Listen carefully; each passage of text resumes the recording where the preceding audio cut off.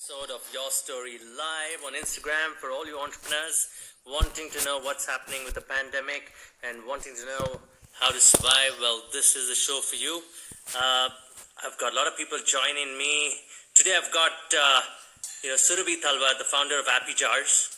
Happy Jars makes peanut butters, almond butters, and they actually get it to your house. So I'm waiting for Surabhi Talwar. Where are you, Surabhi? What are we talking about today? We're talking about how to protect brands and SMEs in India.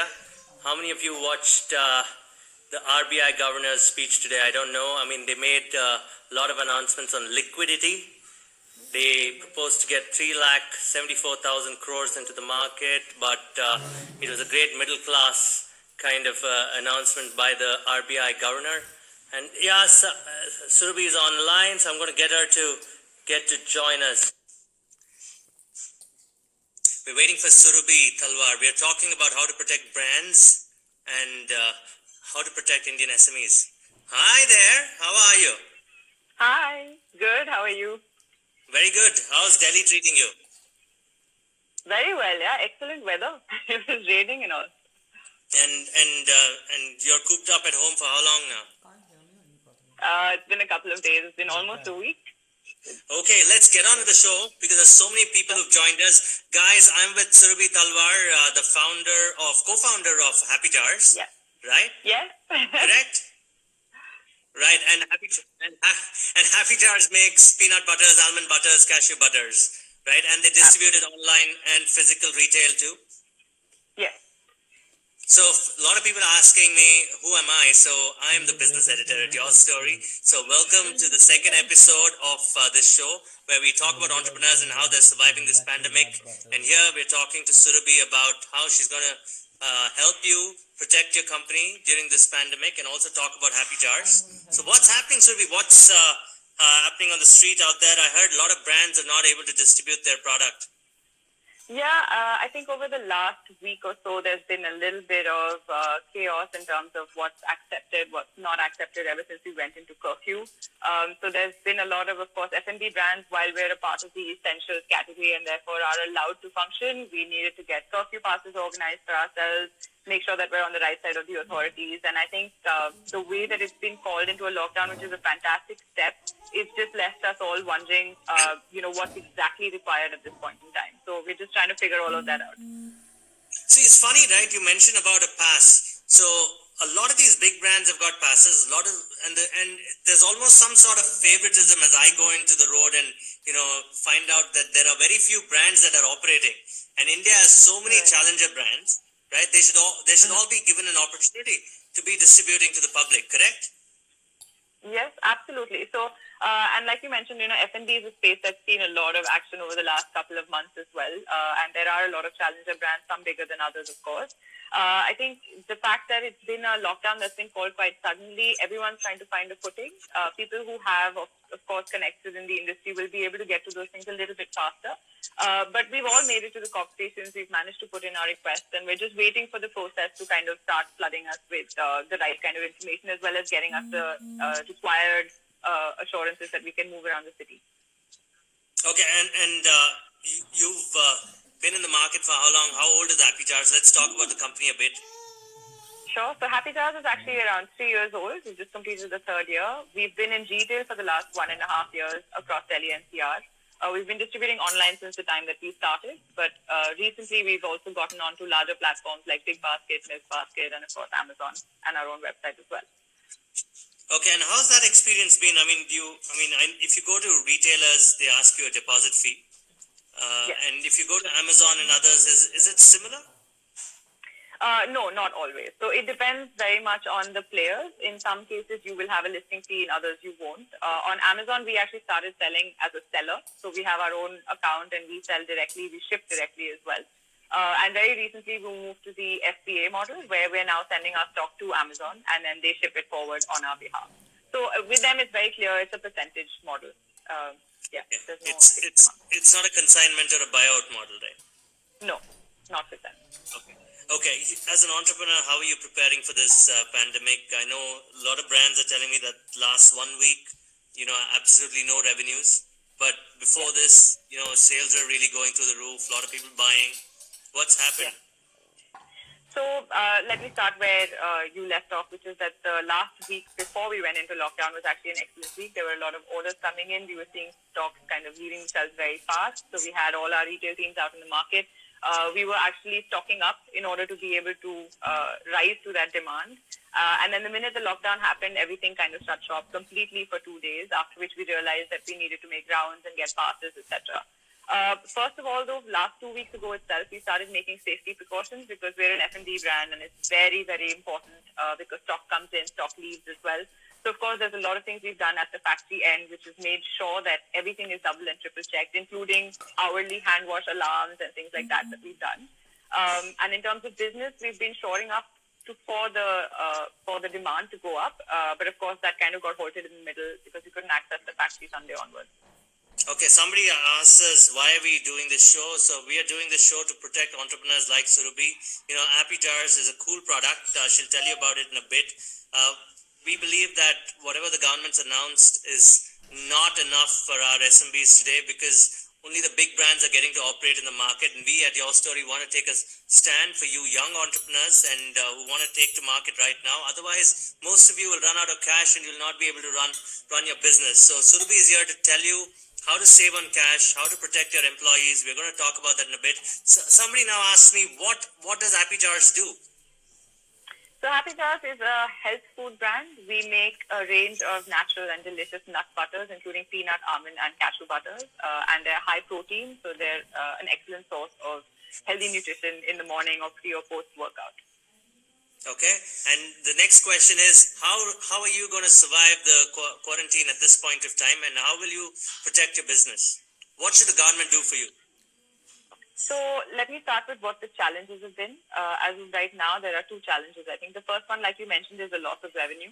The last week has literally seen no revenue coming in at all. There are primarily 2 or 3 channels of sales that a usual startup has. The first one is retail. If you've managed to get in there, those are difficult relationships to begin in the first place. Some of them are expensive relationships. Those are things you don't want to lose because you will not be able to restart it. The second is an online channel, and online can work in 2 ways. Either you have a partner like the larger e-commerce grocery players, or you have your own site as well.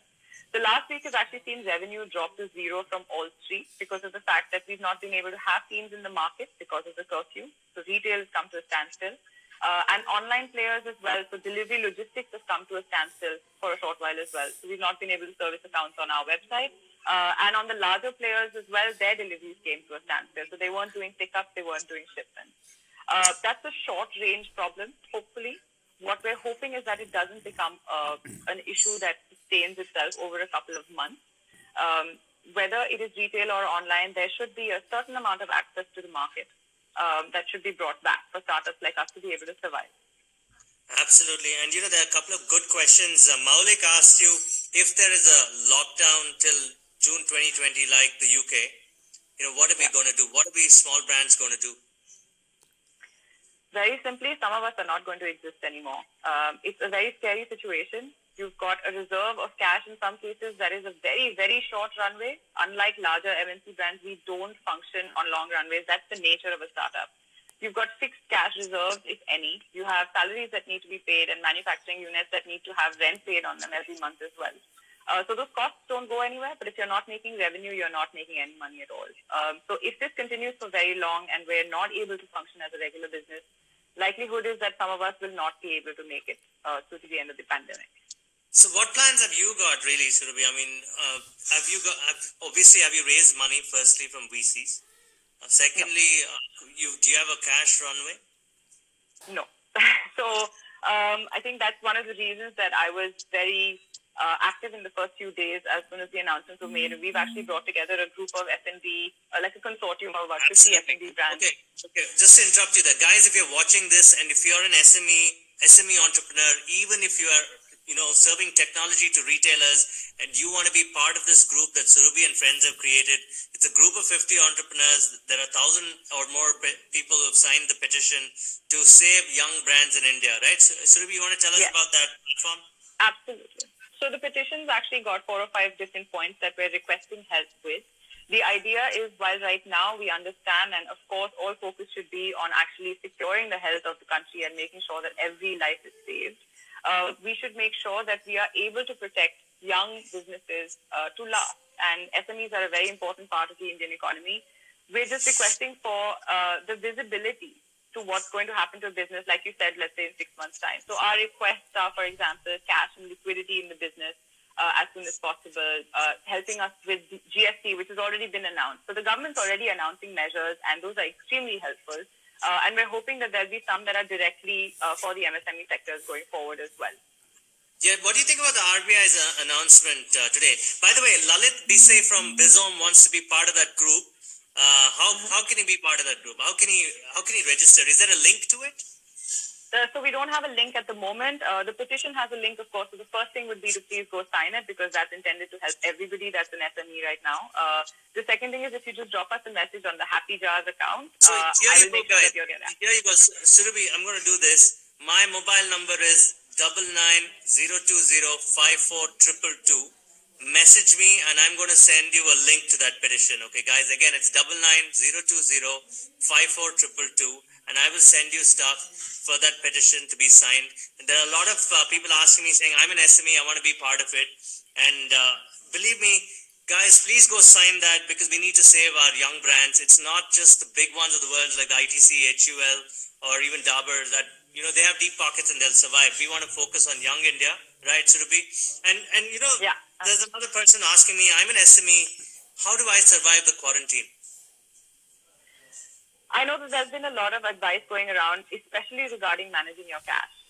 But let me break it down to the exact point to which you need to manage cash, because that's exactly where we've reached. So the first thing is, look at all your expenses and figure out what is the thing that you can cut off.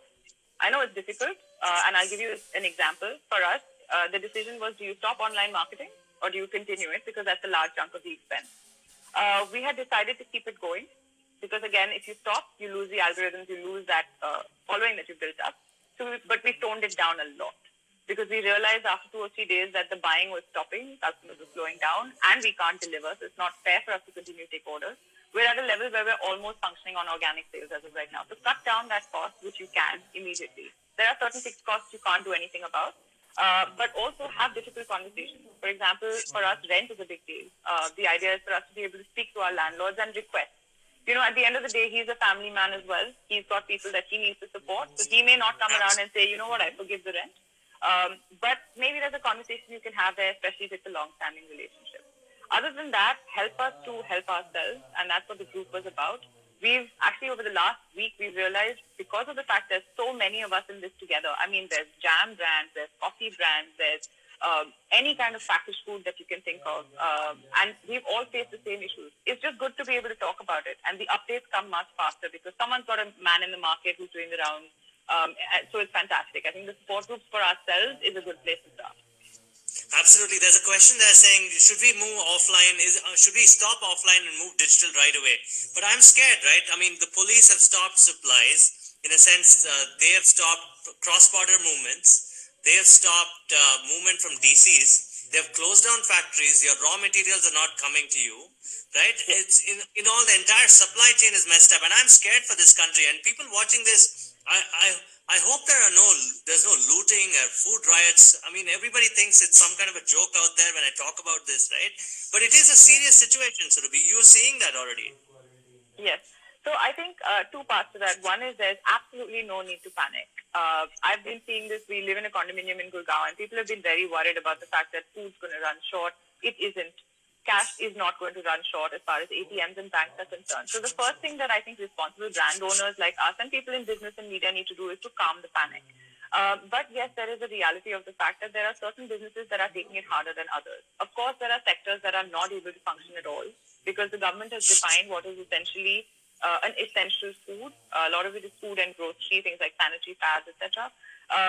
Food does fall into that, but even within that category, there are subdivisions being made, because there is a pressure on the supply chains which is unforeseen. Even larger players like all your grocery delivery guys have had a struggle for 2 days. They need to focus their resources on getting the basics out there. That will happen. But I think for us, like you said, the larger struggle is making sure that we can at least function. So packaged for example, Happy Jars goes in a jar. I need to be able to have that jar come to my factory for me to be able to pack it and sell. Absolutely, guys. Look at this. If you're a brand, right, the government does not recognize people who supply in particular pack sizes, right? You want to tell them about it? So, again, this is something I think is a short-term measure. I don't see this going into the long run, but there is a crunch on focusing the resources towards what is an essential. So we need to make sure that things like atta, dal, chawal, roti get out to the people that need to buy those, so there isn't panic on the street. After that, they should be able to allow all of what is food and essential items back into the market. And there is a reason that there are other industries which I appreciate that are on a standstill. There's going to be job loss, possibly economic loss for sure. Okay, across I'm going to ask you this. Are you going to let go of your workers? We're going to try very hard not to. Okay, That's by the way, very, guys, very who joined us, right? 17 crore blue-collar workers in India, 70% of them have been sent home, right? It is a scary situation. You know, people like Surabhi, they follow processes to the T. They can keep factories running. They can keep jobs going in this pandemic and make sure that everybody is safe also.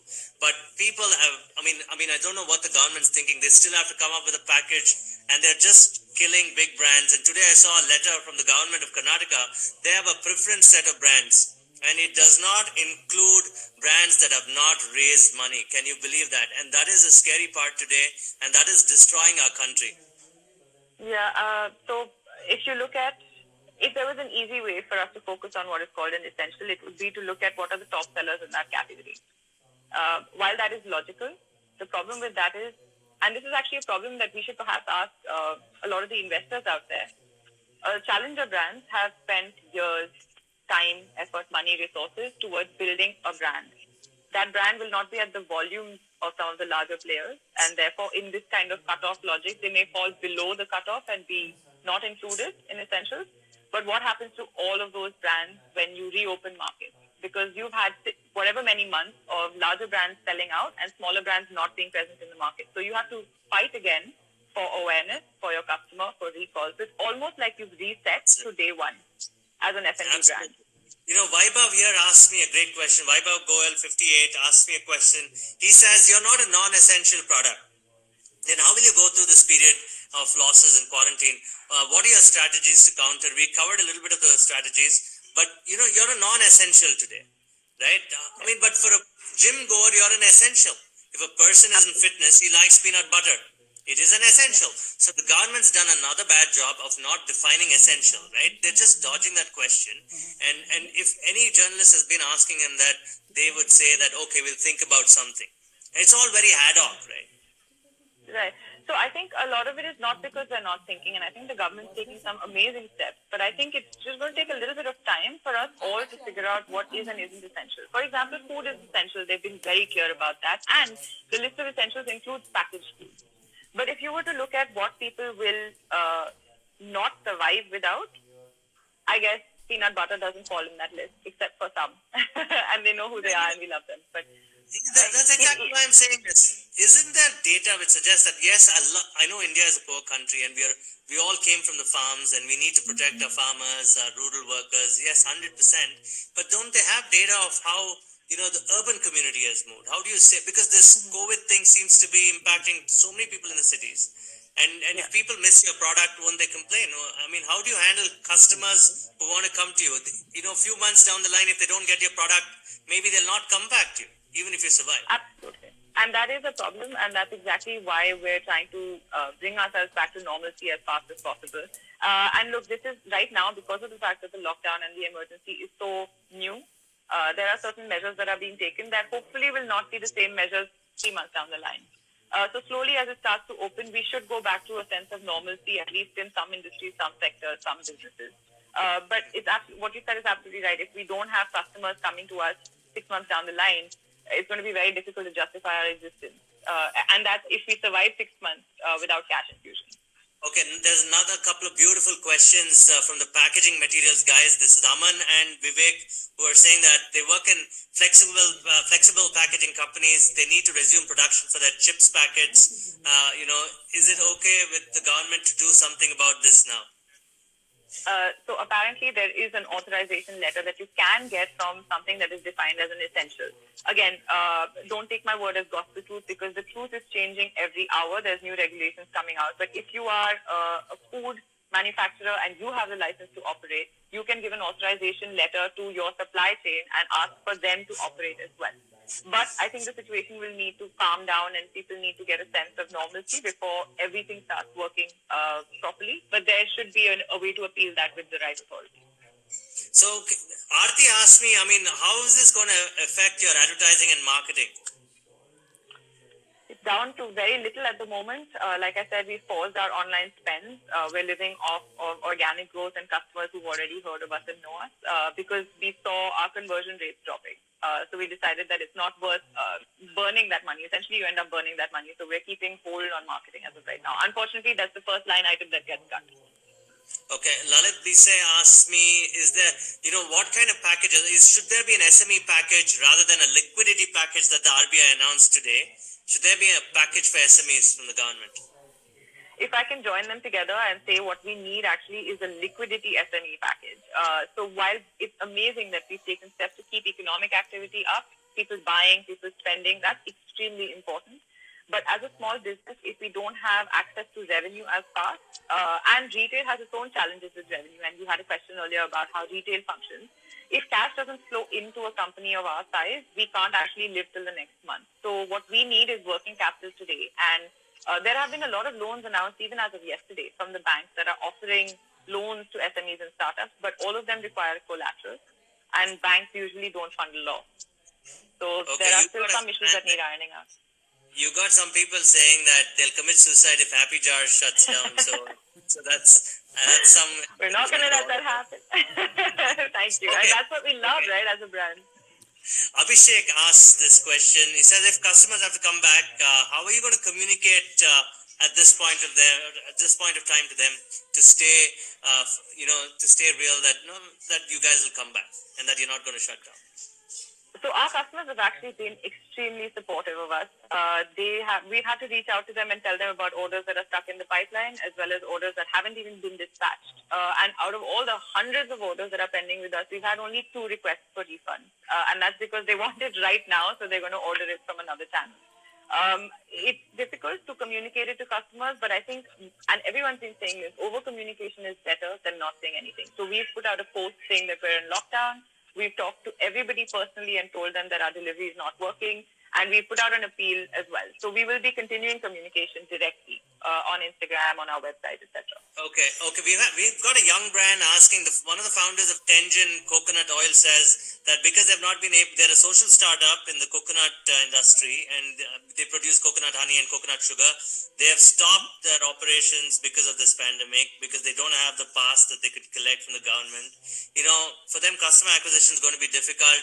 Can you put out something for them? Obviously, you should tell them what should they do. I mean, is there a blog or something that they can go to for all this? No, there isn't. But like I said, if you want to join the group, there's a lot of good advice that's happening on the WhatsApp group that we have, of course. In terms of manufacturing, I'll be honest, there are a couple of brands, almost all of us have stopped manufacturing because manufacturing needs labor as well as permissions, and you don't want to put your staff at risk more than you have to. So there will be a little bit of loss of manufacturing, but it can be handled to some extent. And happy to advise offline as well if they want to contact. Okay, guys, again, here's my number, 9902054222. WhatsApp me if you're an SMB or a brand or even a technology company helping brands in retail. I will make sure that you get that petition, sign that petition, save entrepreneurs, and you're actually saving the future of India in many cases and not letting India go into the hands of a monopoly of these 5 to 10 big companies, right? Right, Surabhi, on a lighter note, how are you cooped up? How are you managing this? We've actually decided between my husband and me to take up a fitness challenge where we're going to do a handstand in 20 days. So we've decided to get out of the fitness. One handstand? Either him or me. not one handstand. Both hands. Interesting. And you've got a kid too. How are you managing? That's one of the reasons that we're a little bit conscious about demands in the market as well. We've got a tiny baby at home, so making sure that she's got all the food and supplies that she needs. But we've been Luckily, I think we've got a lot of shops around us that are still open. So it's going well. We're getting to spend a lot of time with her. Okay, there's a person called Swapnil. He says that they're a young brand themselves. They're struggling. What should you do to cope up with this challenge? There are others saying, how do I join this WhatsApp group? I will make sure that you get the petition, and from there on, you can join the WhatsApp group, right? It's not just a WhatsApp group, it is becoming a bigger consortium, right? It So is. let's talk about Swapnil's question. What should he do to cope with the situation now? I think there's the first step is that you need to protect your revenue. So try and do whatever you can to get the requisite passes. It's just a process that you need to go through, but it's there for a reason. So the government has opened up many channels for you to approach that. Do that first, so that you can have your facilities open. You can get a couple of your staff out on the street and do it safely, because you don't want your staff putting themselves in danger either. And after that, of course, we will do what we can to get the support that we need as an industry. But know that you're not alone. Whether it's a small brand or it's a big brand, if you don't have a long runway, that's just how it is, and we're all in the same boat. So don't worry about it. We'll make it through, for sure. I'm glad we're going to make it through. And listen, guys, get on the group. I will send you the link. You've got my number. So to a lighter question, what kind of books are you reading? Are you watching movies? Do you get time to watch movies at this stage, or is it just focus on books also? It's focused on the little baby, actually. So, in terms of books, I just finished reading Phil Knight's Shoe Dog, which is hugely inspirational. The story of Nike. He bootstrapped for the longest time, and a lot of struggles there as well. Shoe Dog, is it? Shoe Dog, yes. is it? Shoe Dog by Phil Knight. Yeah, it's the story of the founder of Nike. A fantastic read if you haven't read it. And yeah, in terms of time, we've just been focusing on fitness and getting to spend time at home. Of course, there's a lot of work going on, so the routine of work from home is extremely important as well. And for us, as for a lot of other people, it's wake up, pretend you're going to office, and instead of going to office, just come to your work desk. So yeah, it's important to keep sanity in these times as well. Okay, and somebody asked me, how are platforms like Grow going to be affected? Have you heard of Grow? No, I haven't Grow heard and of Grow. Kuvera? Have you heard of Kuvera? No, I haven't either. Sorry. Even I have not, so better not comment on things we don't know. But yes, she's happy to take your response on survival. Okay, here's a question from Aarti. When do you think we will be coming back to normalcy? It is getting difficult as there is no sales at this point of time. Hard question. It's a very difficult question, and I think it's one that people in business should not get an answer to, because it's an important one from a health standpoint. It's important for the country to get past this pandemic properly before we start talking about businesses getting back to normal, and the efforts of the government are absolutely commendable in that sense. I think it's about your survival, and therefore you need to take the tough calls about what you're going to have to do during this to survive. So I don't know I don't know if it's what the timeline looks like, honestly. And here's a fun fact. If you guys don't I probably won't have a company also. It's the truth of it, right? It's the media survives on entrepreneurs and their success, right? Absolutely, and thank you for your support. No, that's all right. I mean, okay, there's another thing, okay? There's lots of questions cropping in. Let me ask you, we have time for 2 more questions. We are taking over a brand which is under the process of, which obviously they're acquiring a company. They're suffering with the cash flow, these people who are acquiring this company. Lots of plans were made a couple of months ago, but now things have changed. This is from Nithilesh Reddy. Okay. He planned 2 months ago to acquire a company, but now they're in trouble. What did they do? Honestly, difficult question again. If you have the reserves to be able to do it, do it. I hate to say this, but the fact that you're doing it in a downtime is probably, from an investor standpoint, a good place to invest. But I don't know if that works for you as a deal. If you don't have the cash to do it, I would say, and that's the advice that we've been getting from everywhere, is plan, replan, unplan, and replan all your cash reserve assumptions until now. Don't assume you're going to have 6 months if you thought you were earlier. Cut that down to half and then plan again. Maybe what you could do is, Mr. Reddy, is probably you can acquire the person and promise him equity at this point of time. And maybe when times get better, you can probably pay the cash for the acquisition or something. I'm just saying this out of what happens in my community, but it's all left to you, and Surabhi is the right person to answer this.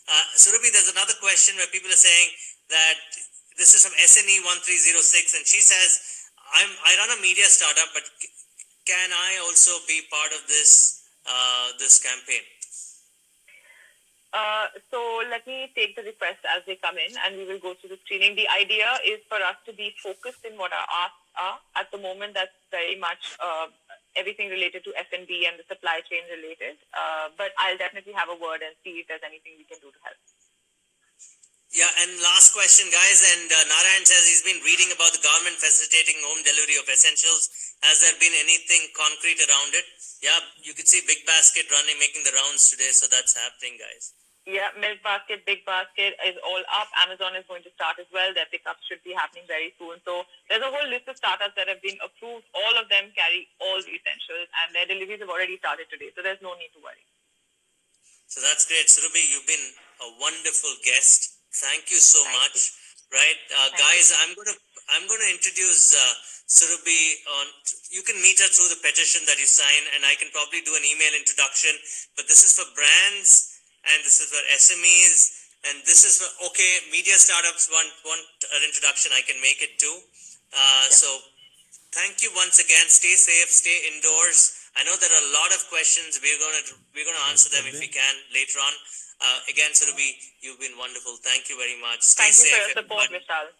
Anytime, and guys, thank you very much. And I'll see you guys on Monday with another fantastic episode of An Entrepreneur Surviving in Tough Times. It's going to be a fintech startup, and they have a lot of money. And by the way, guys, we are not just about unicorns. We want to support the small businesses. So send me a request for the petition. It's on 9902054222. Go sign that petition so that these young brands can go tell the government that, our country needs these smaller companies, and they are the ones who employ the largest number of people. By the way, SMBs contribute 30% of our GDP. Am I right? 70%. Yeah, and employ many, many millions of people. So there you go. We have it, and that's Surabhi from Happy Jars. You've been wonderful. Thanks, Surabhi. I'll see you in a bit. Have a great night. Bye, guys. Bye, everybody. Bye. Bye.